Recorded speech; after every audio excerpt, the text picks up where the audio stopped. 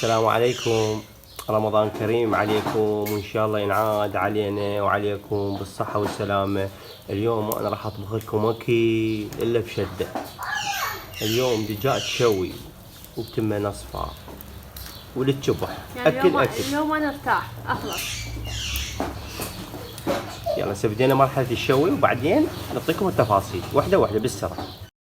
هاي هنا أنا عندي شوربة مسوية تمرين دومي كلش طيبة، منزلة هاي نزلتها بالقناة. هسه أبدي أجهز السفرة.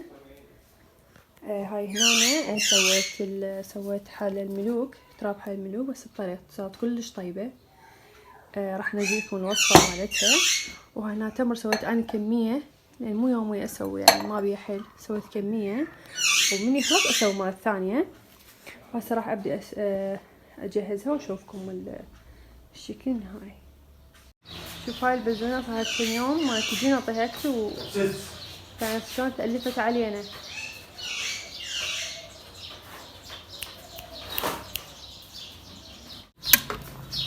غسلناه حطينا له ملح ومي، نحط له بهارات، بس البهارات ما نقول شنو هي.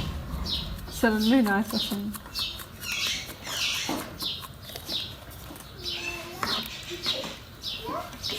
اشتم الطعم، اشتم الطعم، هاي الشام أثر عليه.